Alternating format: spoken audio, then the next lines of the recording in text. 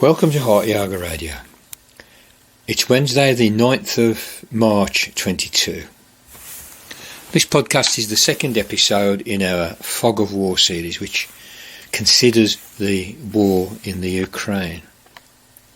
It's one of our Interesting Times podcasts in which we offer our take on various current affairs.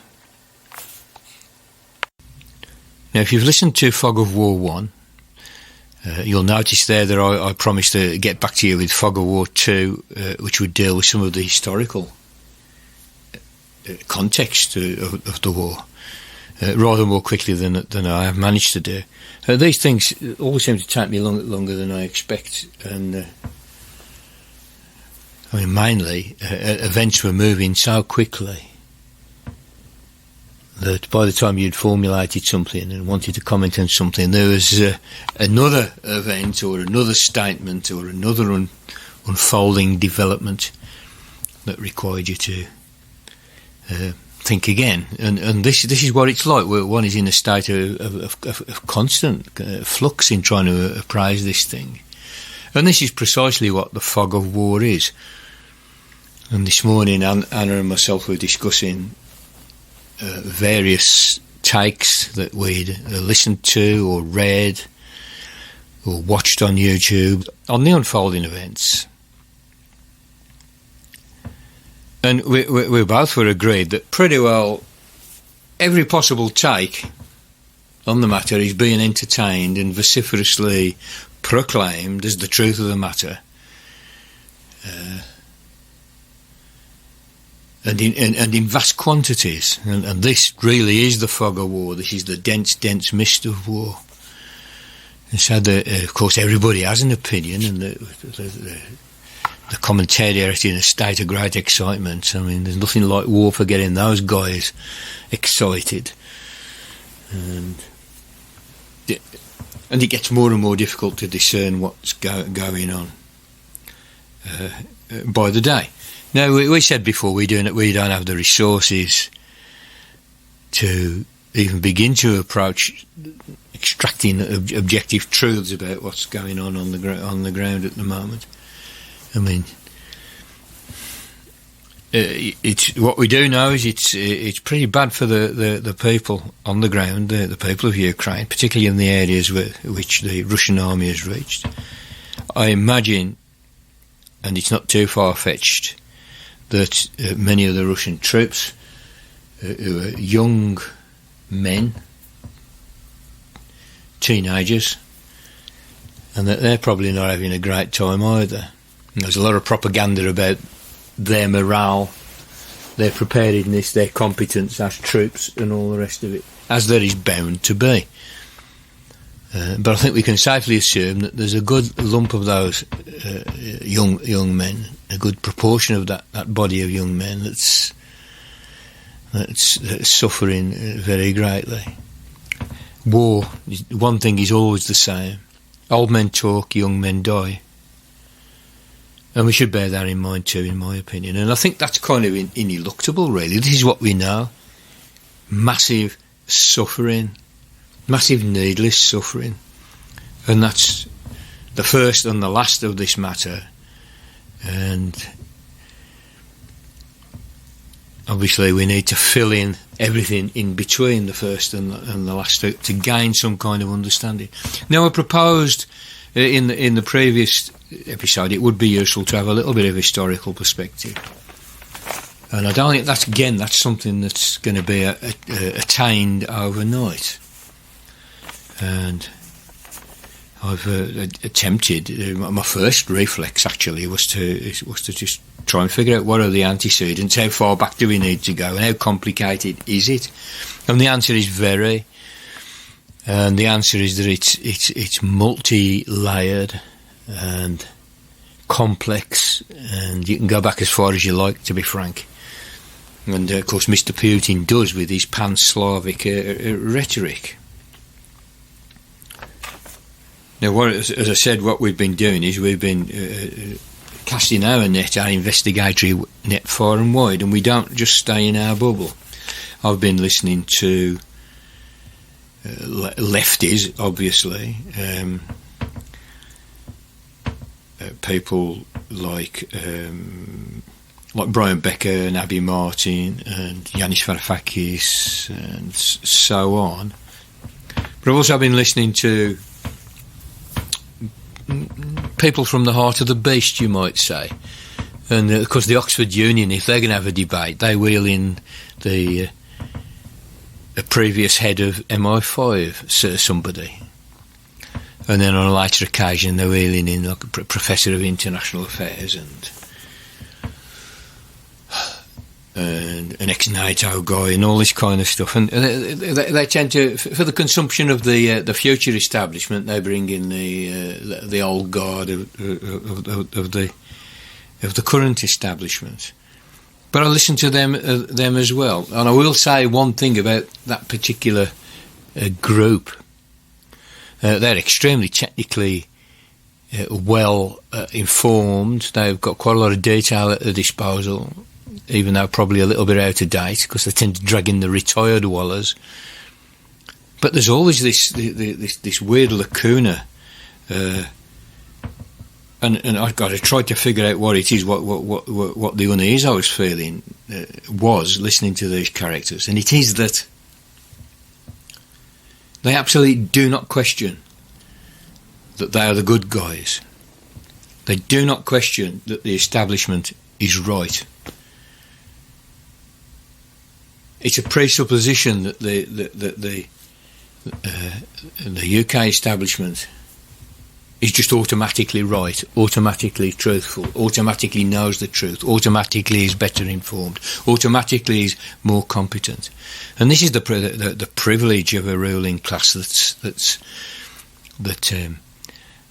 kind of partly hereditary, and that instructs its young people, its offspring, in the arts and crafts of this way of being, of this entitlement that we see in figures like Boris Johnson and David Cameron.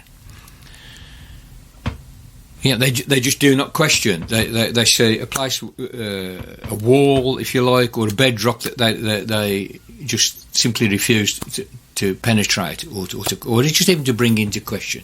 And I'd say it's their sort of class position is so ingrained in these people that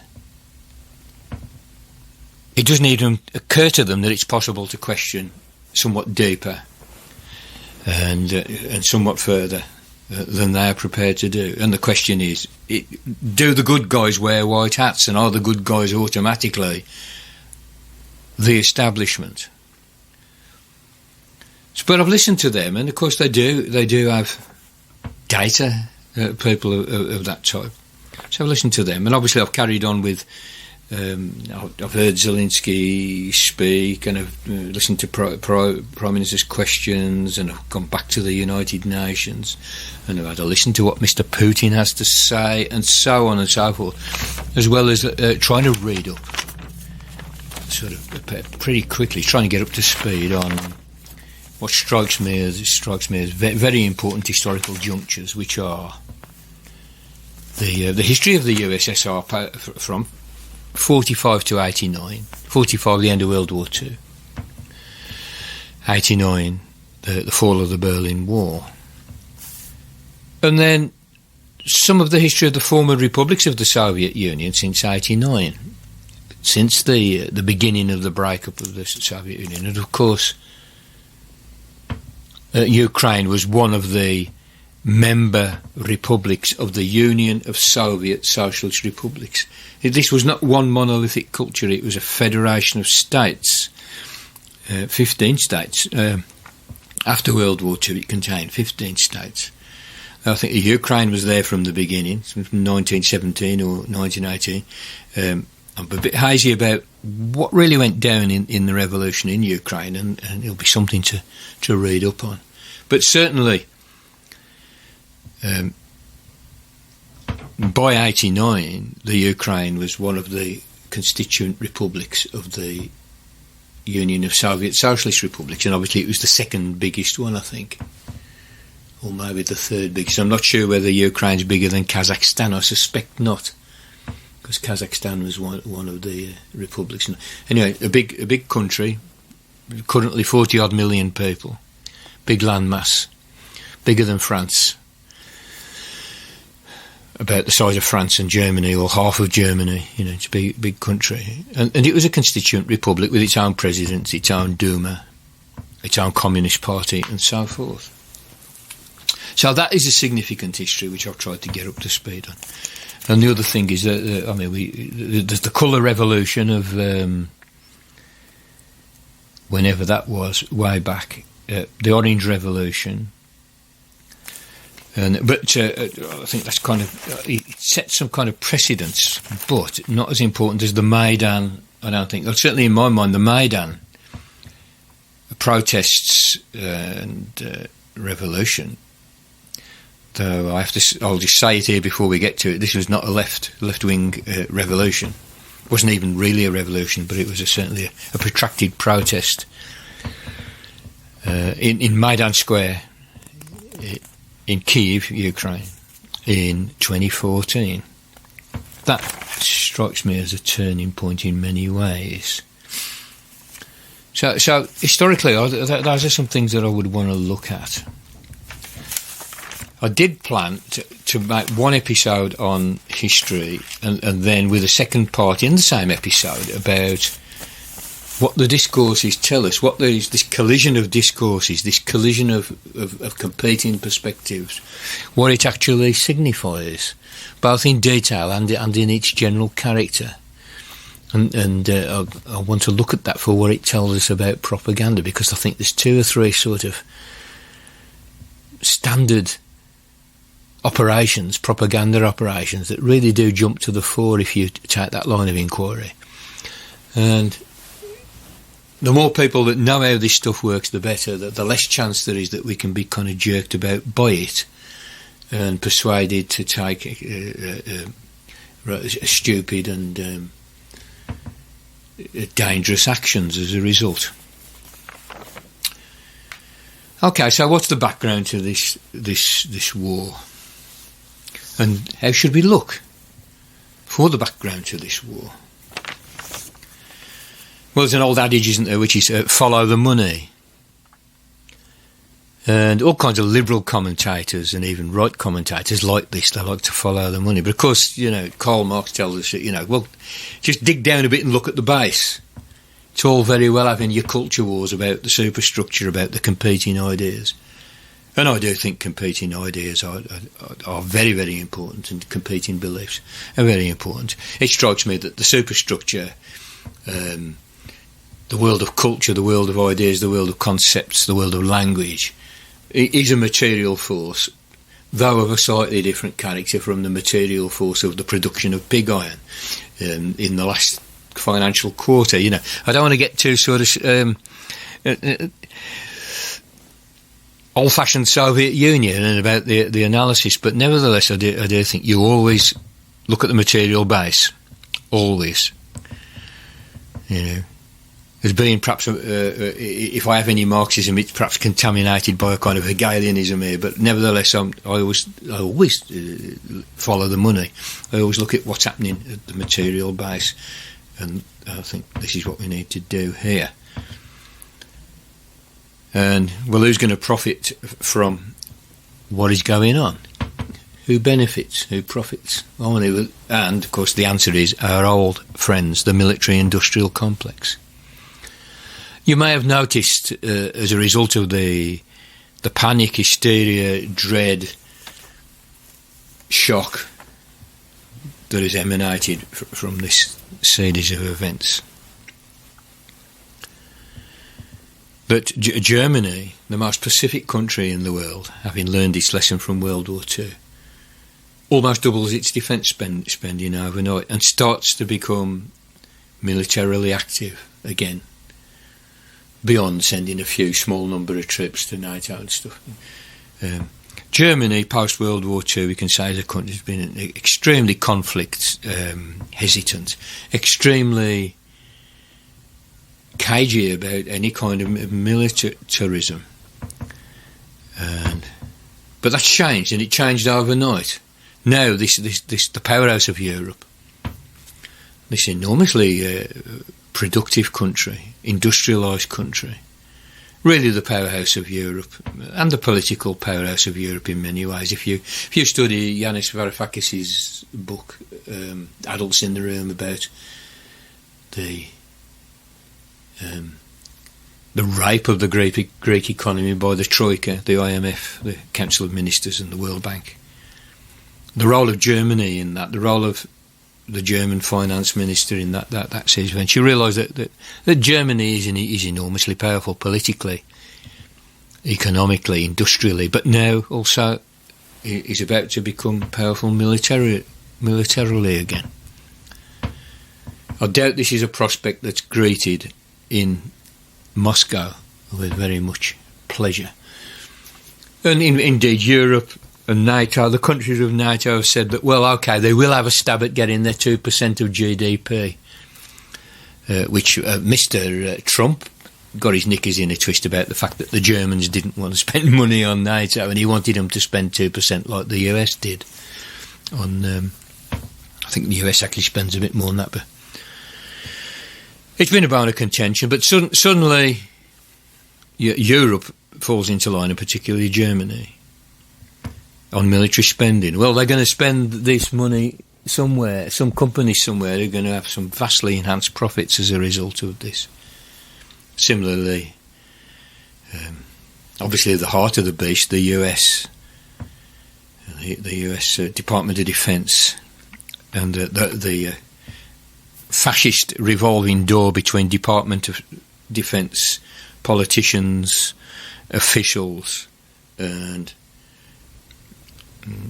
apparatchiks of the actual companies, the corporations that manufacture the cruise missiles, Raytheon and Lockheed Martin and General Dynamics and Halliburton, Boeing, etc., Northrop Grumman, I'm not sure how you say that.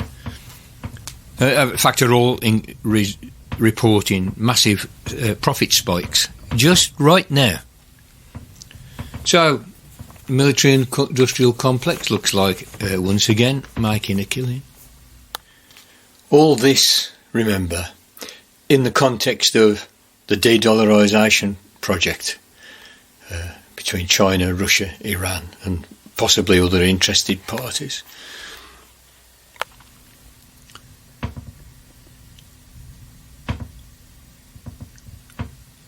And there's another aspect in this follow the money line that we would like to consider, that we ought to consider, and that is, well, what resources is Ukraine sitting on? Well, Ukraine is a country, I've heard it said it's the poorest country in Europe, and whether that's true I don't know, but it's certainly it's not amazingly wealthy. I'd like to say it ought to be. And I mean, it does have I think quite a high levels of education and so forth, and the infrastructure was kind of not terrible. It's not third world.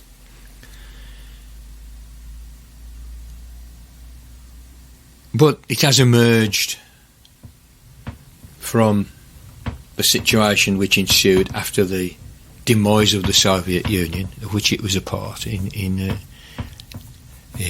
91. So resources. Well, there's an interesting fact that there's quite a lot of lithium in the Ukraine. Now, I've also heard it said that it's got the greatest natural gas reserves in Europe, apart from Norway.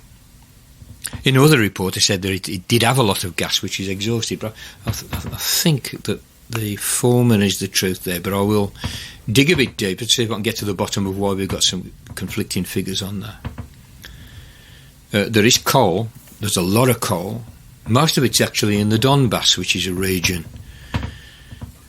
which has been in civil war for the last 8 years. And this war really is a continuation of that war. You know, you say, oh, it's a war overnight, just broke out. No, they've been fighting for 8 years. 14,000 people have died in the Donbass in what's basically a civil war between Russian separatists in those areas. Who, I say they're Russian speakers, and they're in the majority in those areas. But this is the area which I think has got most of the coal reserves as well, which apparently Ukraine has got enough coal reserves to last it for 500 years, should it dig it out. The impact on the climate, of course, would be interesting. But there you go, they do at least have this stuff, and people are still burning it, and they can still sell it for money. There's also considerable quantities of iron ore, and valuable quantities of iron ore. Significant quantities of titanium, a strategic mineral, and other minerals. I mean, Ukraine also, I've heard it said it's the third biggest producer of grain, mostly winter wheat, but also barley, buckwheat, and so forth, on the planet. And a lot of this grain gets exported. Yesterday, the Ukrainian government announced that it wouldn't be exporting any grain because it's worried about food security for its people, as cities are coming under siege, and the infrastructure is being destroyed, and agriculture disrupted, and food distribution disrupted, and there is basically a humanitarian emergency. So the government says, well, we're not going to export any food under these conditions. But the countries who get this food, of course, are now going to have a bread crisis, as they have to import grains from elsewhere, as the price of grain will skyrocket on the world markets. And there will be civil unrest, possibly in the Middle East, where quite a fair lump of this grain seems to go. So remember that the Syrian business started off with bread riots because of a grain crisis, because of failed harvests, in turn because of drought, no doubt associated with climate change. So, shitstorm all round, but they're sitting on some kind of valuable minerals there now. Isn't that interesting? The Donbass, I would also remind you, is the most industrialised part of the Ukraine as well.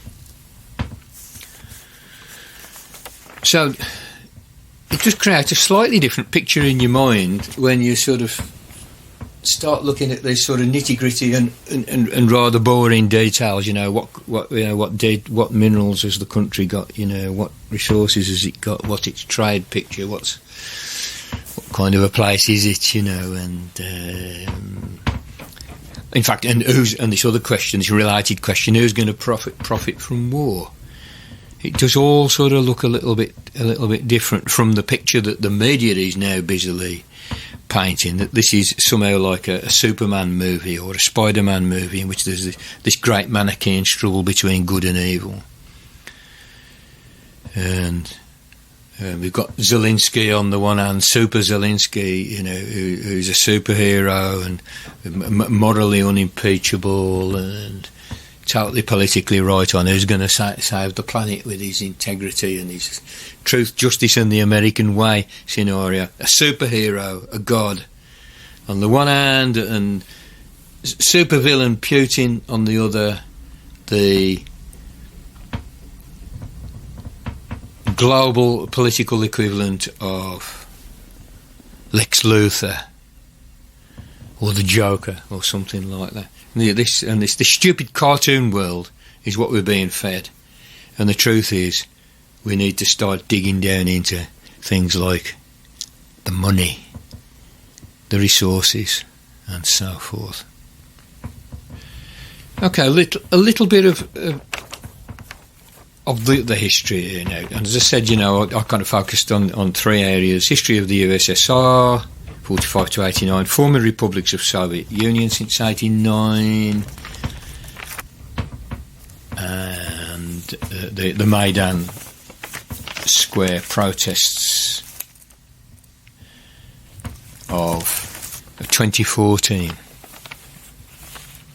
I'm just going to reiterate, though, that we're swimming in the sea of disinformation and propaganda, and extreme care is needed. And even and whatever historical facts we get, we still need to interpret them and weave them into a coherent narrative that needs also to have a plausibility, and which also needs to have this I would call it factual kind of grounding. Even though we will never ever remove that interpretative element, and that is the nature of the beast, and that's why we need to get really good at it and really understand it as well as a modus of thought. So the first thing is we go all the way back to the Kievan Rus, 9th century, and Kiev was a city and a metropolis and a cosmopolitan city, whilst Moscow was still a village way back in the 9th century. And it did form the centre of a civilization, you might say, in which the Vikings, the Rus, the Vikings being red-bearded, this is what this means, travelled all over that part of Eastern Europe, coming both in from the Baltic and travelling southwards, but also going up through the Mediterranean, the Black Sea, and up the river there. And the Kievan Rus were sort of part descendants of Vikings. But the idea that out of this grew some kind of long-enduring Russian civilization, Russian empire, the Pan-Slavic myth is just not true. There were a few occasions under a couple of powerful and I suppose clever rulers, but for the most part this wasn't the case. That there was a lot of changing of borders, a lot of swirling, a lot of turbulence, and that for large periods of this history, this so-called Russian Empire consisted of city-states who were fighting each other and competing with each other. The Pan-Slavic myth that Mr. Putin trots out for domestic consumption is just simply not true. In other words, it doesn't have a very solid foundation in anything that actually ever happened, and that we can, with quite a high degree of confidence, ascertain that is the case. I mean, these are borderlands. In fact, the word Ukraine means borderland. And what I suggest you do, this is very, very instructive, and I'll get as many people as I can to do this, is to get onto YouTube and put in a search for European borders in the last 2,000 years. And you can get like a map of Europe comes up on the screen, and it animates all the different border changes, the different countries, the little principalities and states that emerged, and then the big empires that emerged over 2,000 years. And you can get this, and it's kind of all animated down into a few minutes, and it's fascinating. And borders are, in the light of such videos, kind of become pretty meaningless. Subspecie eternitatis, under the eye of eternity. All of our European borders over which we are sort of very ready to shed blood are kind of meaningless. They're certainly arbitrary.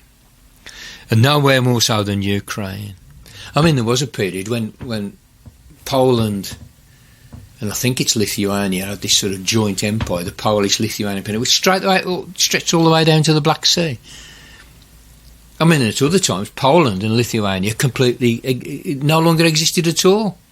I mean, Lithuania was in fact like absorbed into the Soviet Union for 70-odd years, and then re-emerges when the Soviet Union falls to pieces in 91.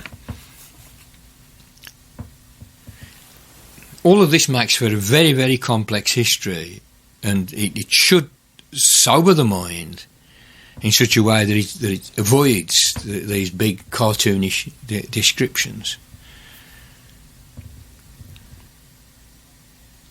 Also, in this vein, we need to consider, the demographic constitution of the Ukraine. Now, the Ukrainian is a separate language from Russian. For a start, there's the language issue. There's a culture war issue, and even though they're both Slavic languages and they're sort of quite related, they nevertheless they diverged in I don't know, in about the 15th, 14th, 15th, 16th century. They diverged, and 67%, I believe it is, of Ukrainians have Ukrainian as their first language, and the other 30-odd% Russian. There are some other language minorities as well, I think, some Romanians and some Poles and so forth. But as your two main language groups, and two-thirds Ukrainian, one-third Russian. Most of the native Russian speakers are concentrated in the south and the southeast, and the Donbass, which is the contested area which has been in a state of civil war between Russian separatists backed by the Russian government and Russian military and the Ukrainian government and also militias in a separatist movement. And this is a war that's killed 14,000 people over the last 8 years. That is a Russian-speaking majority area. Crimea also, which, as you'll hear shortly, was taken back into Russia from the Ukraine, also has a Russian majority speakers. But now here's the thing here, here's an interesting thing. Most people, almost everybody, is bilingual.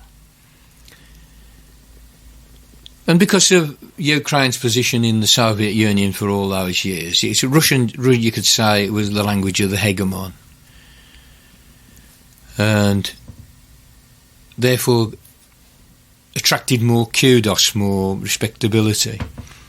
And the fact is that most of the TV programmes, most of the books and the bookshops and the newspaper stands are actually Russian language outfits. And I suppose it seems like getting Ukrainian books is a bit like getting Welsh books in Wales. There's in a very Welsh-speaking village or town, there might be a Welsh bookshop, but it's a special thing, a Welsh bookshop. If you want a book in Welsh, you have to go to the Welsh bookshop. Books in any other languages, there's just the bookshops, and apparently it seems like Ukraine is a bit like that. So there's this language of the hegemon prejudice towards Russian at the same time as the majority of the people speak Ukrainian. 2/3, but not a great majority, 2/3. And so that's the cultural position. I mean, there's quite a lot of interesting demographic stuff, and class stuff as well, which we kind of go into. But just bear that in mind as a sort of a background, and you'll see it does play into the way things have unfolded. So I'm saying a very complex history. And I can only offer you a sketch here, and I tried to get up to speed on this in a few days. So, but nevertheless, I'm fairly confident that pretty well most of what I say to you is not going to mislead you. But you should always check. But I try and do my best to help you to get stuff that you can have some confidence and trust in. So it's a very complex history, but, and in my notes I've underlined, but, many foreign policy experts have spoke out and warned against the westward expansion of NATO. This is going right the way back to the 90s. And I think so far I've come across 14 or 15 foreign policy experts, and I mean, these are people who've devoted their lives to the study of these matters in various capacities. There's military apparatchiks, diplomats, academics, of course, and so on. So there's a warning against the expansion of NATO westward, and that this would be very dangerous. Now, you might think that this is just a sort of a lefty thing, that, well, of course, we just want to blame NATO. We're lefties, we don't like NATO, we want to blame NATO. We want to blame the US military-industrial complex or the archons in Washington, or however you want to construe this. But actually not so. It seems that the foreign policy experts with all kinds of political commitments, from pretty far right to pretty far left, if those terms have any meaning, have come out and said and warned, and I say this is going back, do not expand NATO westwards unless you want trouble with Russia. And I say very far right, Henry Kissinger no less, the architect of Vietnam and the bombing of Cambodia back into the Stone Age. Dr. Kissinger, Dr. Strangelove, says do not do this, too dangerous. On the other side, Chomsky, and somewhere in the middle between those two, I'd put somebody like John Mearsheimer, who I take to be a kind of critical of liberalism, progressive liberal, but a bloke who's devoted his life to the study of global power politics, and somebody who goes right to the core of the matter in terms of the fact base. So even though his politics are not my politics, he's still kind of useful to me. As I say, I've gone right the way across the scene, and they've all said the same thing. Do not spread NATO westward, which of course is precisely what happened after the demise of the Soviet Union. And in 1989, just due to internal tensions in the Soviet Union and in the Eastern Bloc and the Warsaw Pact, and with the Eastern European countries that were under Moscow's sphere of influence, that were on the eastern side of the Iron Curtain, like East Germany, Poland, Hungary, Czechoslovakia, Romania and so on. These are countries which didn't sit under Russian rule, which is what it was, very comfortably, and were always causing trouble to Moscow, to the extent that it had to send at various times tanks into Czechoslovakia and Hungary earlier on, and which sabre-rattled Poland's attempt to change its society from within. And as a result of all this very, very complex stuff, the Berlin Wall fell, and there were talks with Mr. Gorbachev, and it was agreed that Germany could reunify, that the old East and West Germany could be brought back together again. But the governments of the US, France and the UK, nuclear powers, right? NATO, the big hitters in NATO, was that yes, they would like the reunification of Germany, and agreed that NATO wouldn't attempt to recruit states any further east than the new German border, and wouldn't have a NATO presence of troops and arms anywhere nearer to Russia than the eastern border of the new Germany, the new unified Germany. And a promise was made to that effect, which it seems facilitated Mr. Gorbachev's allowing of Germany to reunify. Now, it was a little after that, in 1991, that the Soviet Union itself fell apart. Now, it's interesting how that happened. We hear that the Soviet Union collapsed. This isn't quite what happened exactly. I mean, the country was in dire straits, and Mr. Gorbachev realised they couldn't carry on the same, and he introduced glasnost and perestroika. Glasnost being openness, so freeing up the press, freeing up freedom to debate. And perestroika, restructuring of the economy, perestroika restructuring, in which some free markets would be allowed, and maybe some political parties and this kind of stuff.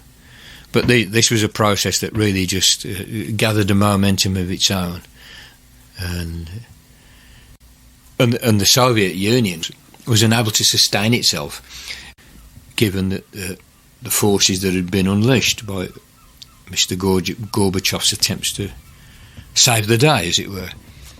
So by 1991, you got Boris Yeltsin, Prime Minister, not a communist, as the President of Russia, the Russian Soviet Socialist Republic. I think he was the President. He might have been the Prime Minister, I forget which. But he was, for all intents and purposes, the head of government of the Russian, the biggest component, the Russian, and therefore the biggest component of the Soviet Union. And at this point, the Ukrainian government had an independence referendum. This is in 1991. And the public of Ukraine decided that they wanted to be independent. And there was an agreement between Boris Yeltsin, the ruler of the Russian Soviet Socialist Republic, whoever was the head of the Ukrainian Soviet Socialist Republic, and the President or Prime Minister, I forget which, of Belarus, another big player in the Soviet Union of Soviet Socialist Republics. There are exactly 15 republics in this setup by the end of World War II, and there was a settlement, as to what the Soviet Union would be there. And the three presidents agreed that they would go their separate ways, that they're already technically independent countries that belong to a federation would withdraw from the federation, from the Union of Soviet Socialist Republics.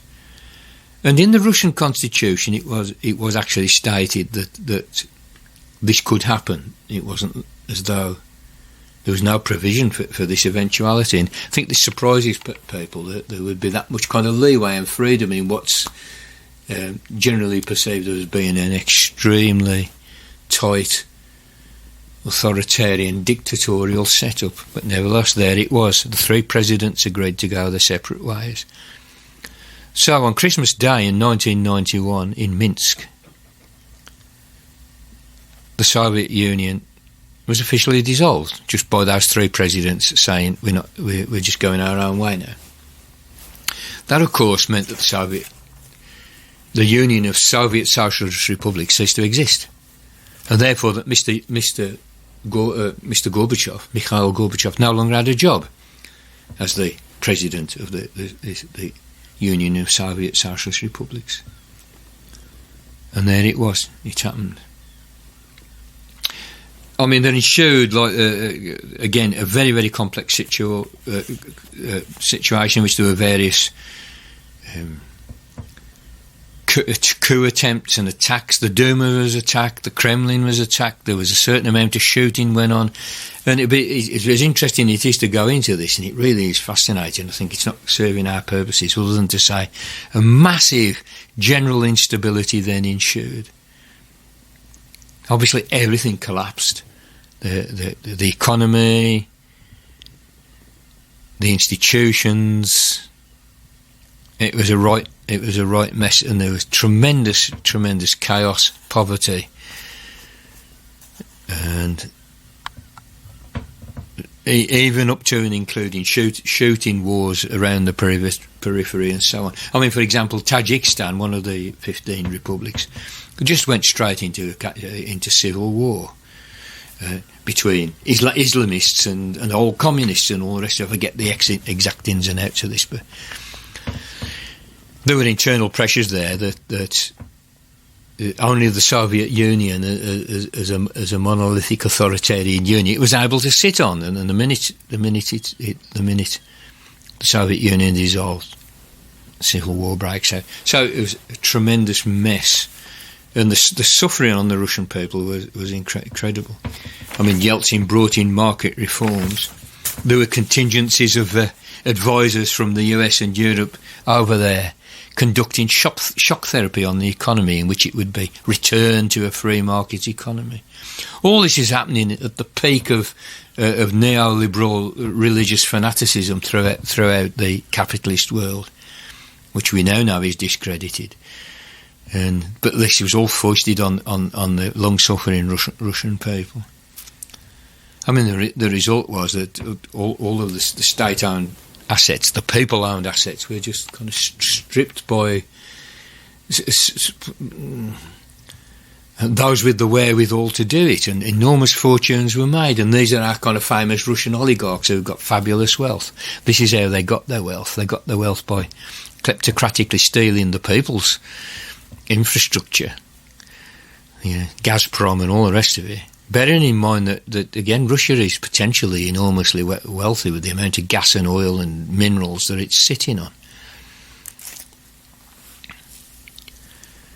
So we have this context of Ukraine breaking out of the Soviet Union. The fact that it was in the Soviet Union kind of gives Russian nationalists a bit of an excuse to say, well, they shouldn't have left anyway. They're a part of us. We're just taking it back, and those discourses do circulate amongst many others, as you know.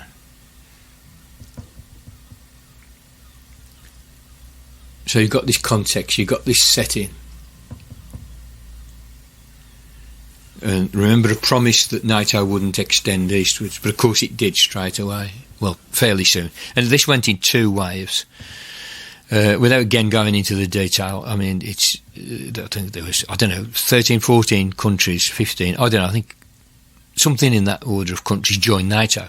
Formerly Warsaw Pact countries that formerly were under the Russian sphere of influence, that were communist countries, communist inverted commas. And Estonia, Latvia and Lithuania became NATO countries and also joined the EU in time. Romania, Czech Republic, so on, and Poland. So NATO extended eastward right up to the Russian border in the case of Estonia, Latvia and Lithuania, right up to the Russian border.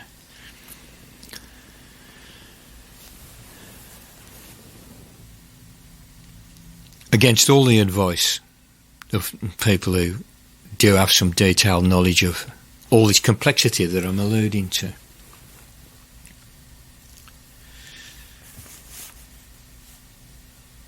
I think at this point you hear arguments saying, well, Russia didn't really say anything about that, but there's no doubt about it, they didn't like it, and a promise that had been made to them was broken. So there was a resentment there, I would say, and I think the people who say, oh, it didn't matter then, why does it matter now, I think are probably not really looking deeply enough into what happened. But, it's probably worth somebody out there, if you've got the time to do the research and really make sure on that.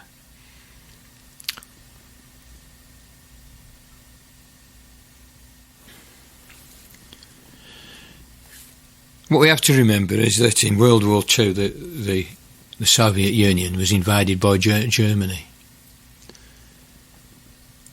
And the Ukraine was the battleground for a large part of the to-ing and fro-ing between the various armies, the German army, the Russian, the Red Army. As the German army is heading towards Russia, as the German army heading east gets into Ukraine, they behaved atrociously. They starved villages out just to see what would happen if you just starved an entire population. There was atrocities of an unimaginable scale. Some Ukrainians sided with the Nazis because they thought that they were the lesser evil, perhaps. And obviously many were in the Red Army and in the effort to push Germany back. This cost the Soviet Union as a whole, I don't know, figures vary, but you're looking at 20 million dead. The awful siege of Leningrad, in which people were eating rats and and just suffering with an intensity. It's hard for modern people to imagine. So there's an enormous resonance still in Russia with that. It's a country that was also 100 years prior to that invaded by Napoleon, and again causing enormous suffering. And this is a point I want to bring out about propaganda, and it's the way in which events, which are quite distant now. The war ended in 1945. That's getting on up towards, I don't know, what is it, 80 years or something. There are very few people alive in any of these countries with really active memories of what went on there. Nevertheless, it continues to resonate. Now, we in the UK live in a country where World War II is still very much alive. And all the Brexit nonsense that we lived through from 2016 onwards in this country was absolutely infused down to the last molecule with the whiff of World War II. Though hardly anybody partaking in the various campaigns and the vote even was alive at that time. There's nevertheless this folk myth by now. We can't call it a memory. It's moved into myth, but it resonates very, very powerfully in the United Kingdom, and we all know this. We English, Welsh, Scottish, Irish, Northern Irish people living in this country. That's just how deeply that resonated. Now, bear in mind that apart from the Channel Islands, no part of the United Kingdom was invaded. It was bombed, and many, many, many young British people lost their lives fighting in foreign fields, as far away as Southeast Asia, as far away as North Africa, and obviously France, and once the Allies landed in Europe. So it's vivid and live. So there was real suffering on part of this country, but you could put it next to the Soviet Union, who had this massive army rampaging across the territory, and then which sent an army of 8 million men to push them back, which then rampaged all the way across Europe, right the way to Berlin and beyond. Ukraine, of course, getting both waves of movement. There is no comparison, but what it tells you is, if our myths of World War II are that strong, how strong are Russia's myths about World War II? And this is why Mr. Gorbachev tried to extract a promise that NATO would not expand any further west. And this is why that the people in the know, the 17 or 18 global geopolitics experts urged US administrations and Western administrations not to push NATO to the west, too, because they are fully cognizant of that resonance in Russia. So if you wonder why Mr. Putin's rattled, that is why he's rattled. Now, I heard some people stand up and say this is nonsense, and say, well, why wasn't he rattled with the first wave of NATO introduction, expansion, NATO expansion, but he's suddenly rattled now? Well, actually, he was rattled. I remember, this is kind of geeky thing that I do, watching Mr. Putin address the United Nations. He went to New York to address the United Nations. He was there in the assembly. He wasn't on a screen somewhere. And he was in a much more relaxed and calm mood than he seems to be in these days. And he said, do you know how many bases the US has around the world? And he gave us the figure, and it's 800 plus. In how many countries? 100 plus countries. It might be 130 countries. Certainly 100 plus countries. 800 bases in 100 plus countries. To the extent that Russia and China, in fact, are pretty well encircled. And he smiles, his little smile, his cheeky little KGB smile. and says, "Do you know how many we've got?" And then he says, "I'll tell you, 2. We have 2. We have 2 foreign bases. You have 800. And you wonder why we're a bit jumpy." And then, of course, he smiles his KGB smile again. But this was way back. This is some years back. This has been on his mind for a long time, and it's inevitable that it will be on his mind, which is what our foreign policy experts, like John Mearsheimer, like Noam Chomsky, like even Henry Kissinger, fully understand. So I do give a bit of credence to the NATO pushing West thing as being at least a very large factor in what is now transpiring. I'm not saying that I'm a friend of Mr. Putin's. I'm not. And he said it himself, once KGB, always KGB, and these were not pleasant people. I don't believe he's a pleasant man, etc., and all the rest of it. So don't throw that at me. And it seems to me that the invasion of Ukraine was a criminal act, almost perhaps up to the criminality of the invasion of Iraq by the US, fully aided and abetted by the UK and so-called Labour leader Tony Blair. So don't get me wrong on that, but nevertheless, I do seek to look at some of the explanations and see if they hold any water, and I think that particular one does. If you think that's implausible, I ask you to consider what happened in 2008 at the Bucharest Congress. And this was a NATO Congress. And there was a communique put out at the end, and I think it might have been the last item in the communique was the suggestion that Georgia and the Ukraine should join NATO. At this point, Putin turned around and said, "No way. This is as far back as 2008. We're not having that. It's too much." Georgia does make moves and is invaded.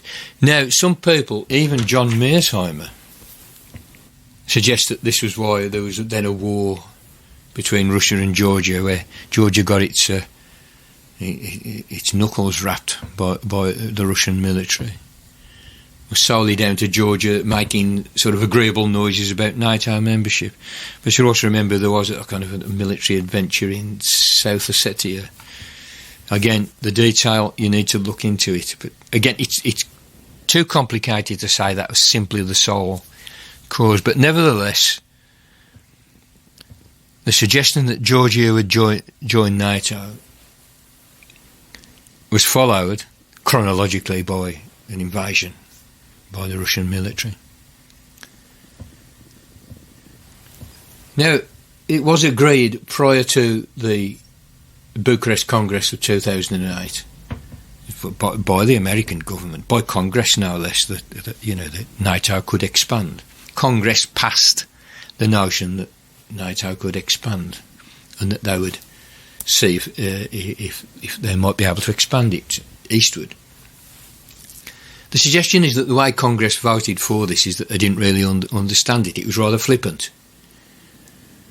I mean, the truth is that somebody living in small town Idaho doesn't want to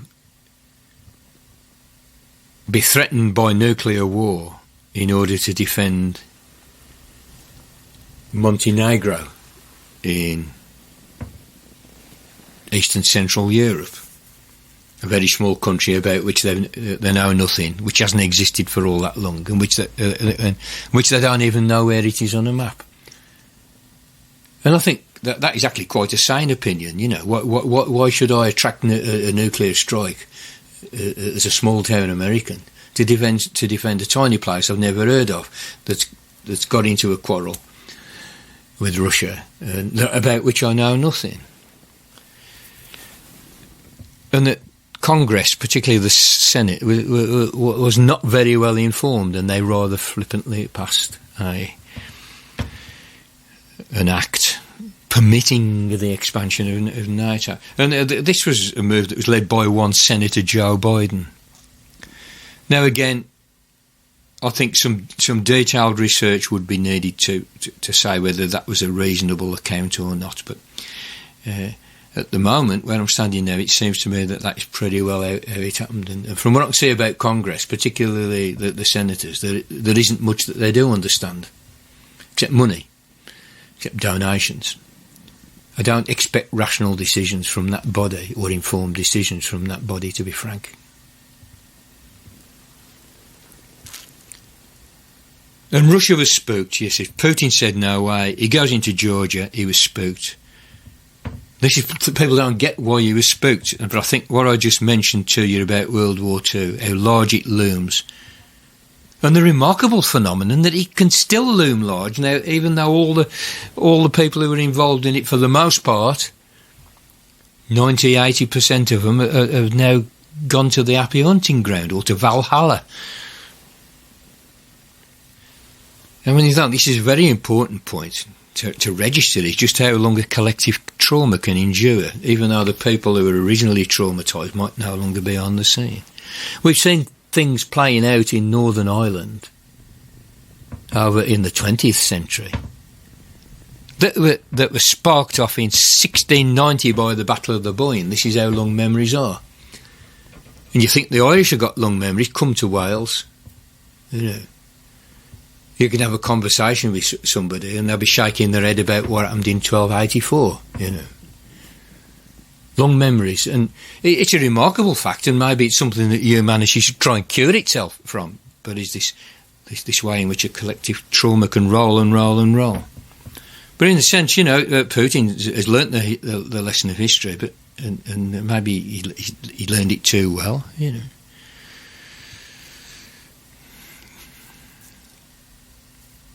Whichever way you look at it, you know, I mean, so this is Putin learning the lesson of history. But Russia was spooked, and it's no good shaking your head and saying, why are they being so silly? 20 million dead, at least.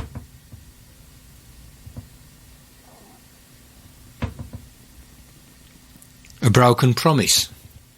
All the agony of the reconstruction, the perestroika after the collapse. I mean, Yeltsin tried all kinds of things. He tried his market reforms and all the rest of it, and the economy kept going down and going down. At one point, Yeltsin had done everything he can, and he'd done what he was told to by his advisors from the Chicago school or wherever, you know, from the vultures that swept in the minute there were pickings on a broken economy. And inflation was at 245% under Yeltsin. He couldn't stabilise the economy.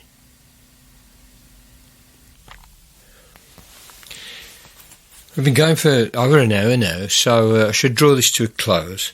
Just want to add a couple of points which really underscore much of what I've said in this podcast. And also, obviously, I'm going to have to postpone the material on the events in the Maidan in 2014, and that will now get its own episode, and I'll get that out as soon as I can, hopefully in a few days.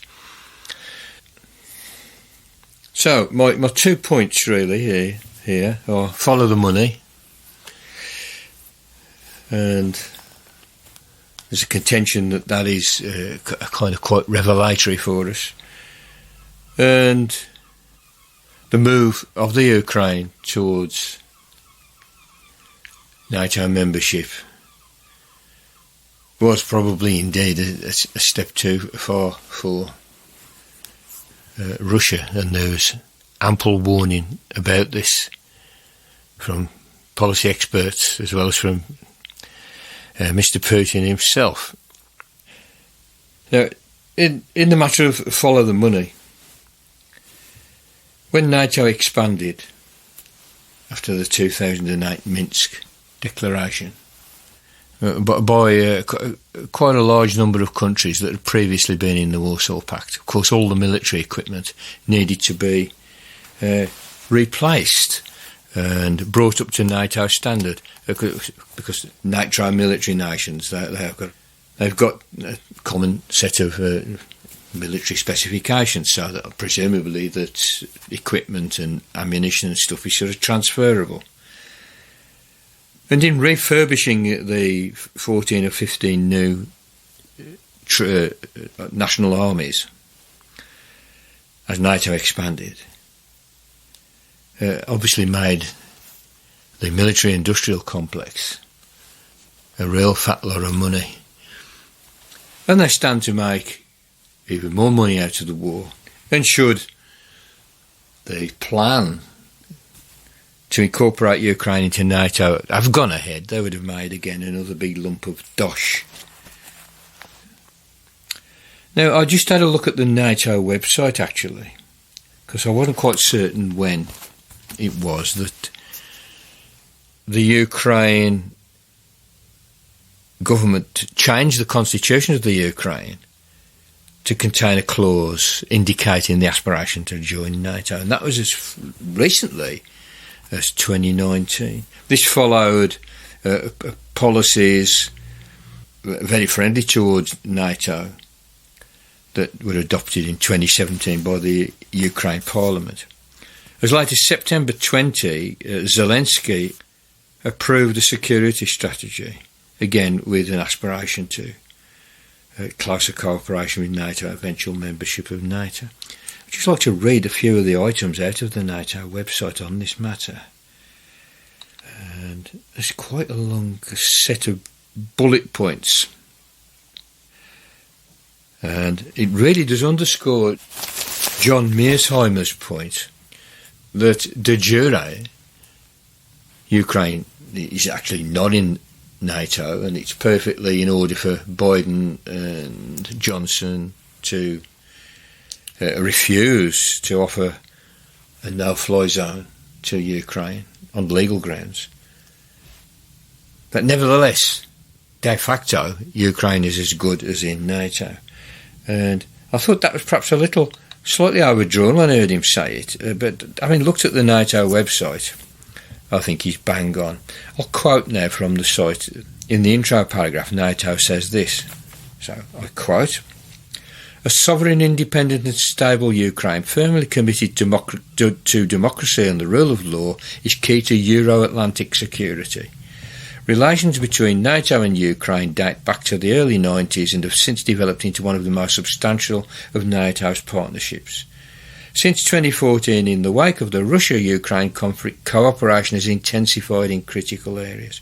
Then we have a list of bullet points, and there's 1, 2, 3, 4, 5, 6, 7, 8, 9, 10, 11, 12, 13 bullet points. And let me just see what we've got. Well, Ukraine actually became independent in 91 and joined the North Atlantic Cooperation Council.